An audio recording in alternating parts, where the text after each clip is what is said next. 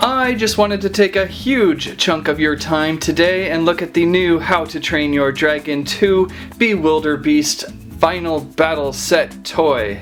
This guy is huge, he's loud, he's spiky, he's proud, and he eats mini toothlesses for breakfast. Going backwards, here is how the Bewilderbeast looks like on store shelves. He's pretty big, much larger than the normal sized dragons. You can even tell that Mini Toothless looks like a speck compared to him. Oh wait, that's just a speck. There's Mini Toothless.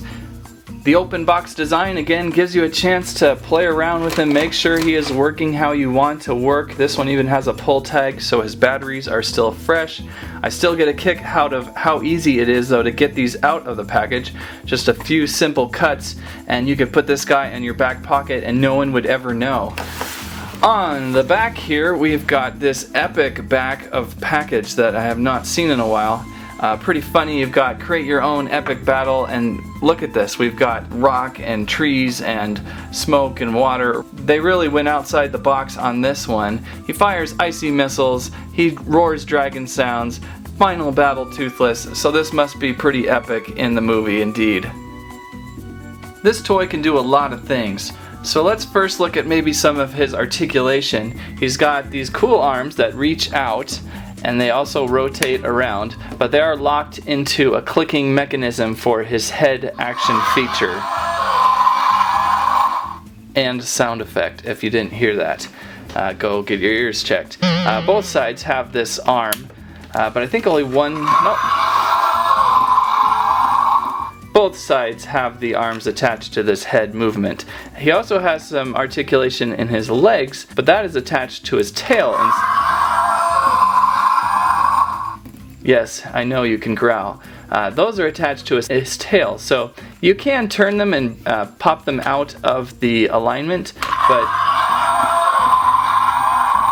just keep in mind the sound effect will often go off.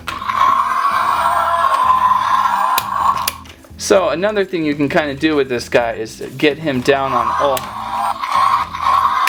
all fours for some really cool eye-to-eye toothless action.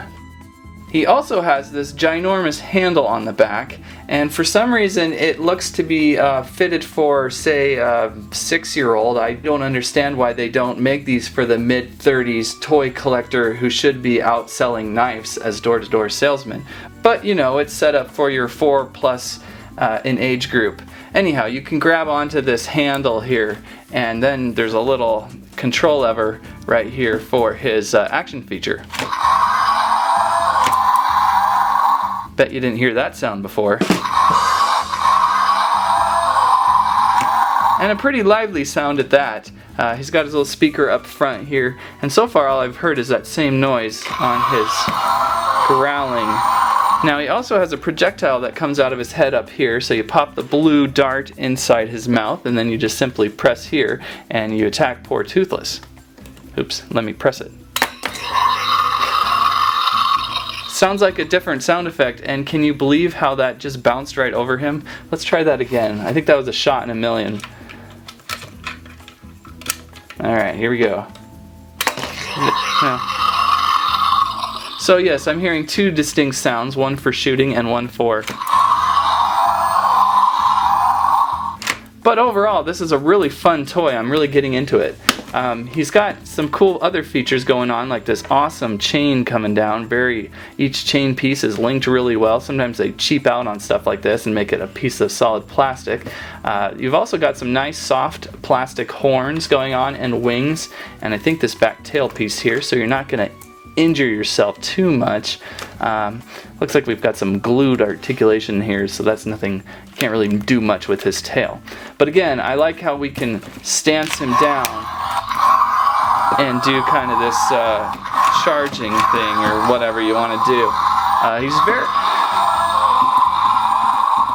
He's very Star Wars Return of the Jedi Rancor-like, and he's also a little bit like that thing in Episode 2, Clone Wars, that ran around. But you know, there's only so many monster designs you can make. His hand here is... is really reminding me of something, and I just can't put my foot on it. I think it might be Stitch, Lilo and Stitch hand, really small stumpy fingers that I just really like. It makes me laugh, and that's cool. Paint wise, it looks really good. He's mostly gray, but with a little bit of highlight of a reddish pink going on his spikes up here, his rock spikes or whatever those are, and then on his wingies that again are bendy. Looking a little closer at his face and headpiece, probably the highlight of the toy, again with these horns and these nice chains coming down, locking into place. Not too exciting in the mouth region for the dart, unfortunately. Looking good with the little blue eye pieces. I think there's an extra little piece of plastic in there for the blue, really kind of shines. And again, the red painting on his spike rock, whatever those things are up there on his head. Not to forget the miniature Toothless that comes with this set. Pretty neat little Toothless, like the other minis, pretty much the same thing, only has a little bit of a blue back going to him, so he must be a little chilly or something in the battle. That's what we have about that. These figures are pretty good. They're soft plastic. They have a little trouble standing Toothless, which is unfortunate. Of course he stands perfectly right there, but he usually just tips over. But not a horrible deal. I mean, dragons are meant for flying, not standing around with their courtroom drama, so there you go with that. Also scaled next to a larger size Toothless, and this is an older Catapult Toothless, but kind of fun to play with the two. I think the handle on the back really gives some good playability. You can really do some really heavy headbutts with this guy. Really strong head. That's what's kind of neat about that too. They really designed this sucker to do some head bashing. There was a comment left on the Hiccup vs. Drago action figure review that the Bewilderbeast might actually be able to seat a Drago here, and maybe it's a different Bewilderbeast, but this one I'm not seeing any pegs that would fit this guy. Again, he does have a peg under here, but I guess you can still do fun things like that.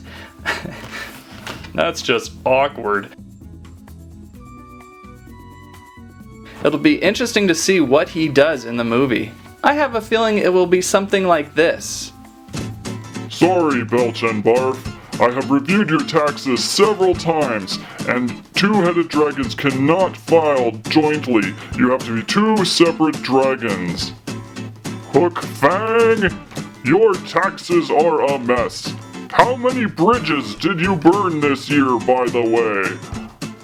I don't care about your disability, Hiccup. You still have to pay your taxes on the millions you got from this film. So that is the Bewilderbeast final battle set.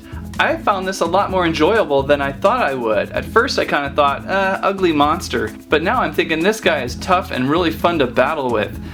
A good bad guy to knock around your dragons with. Good sound effects, a hearty headbutt. This guy is a must get if you are a How to Train Your Dragon nut. That's what I have to say about that.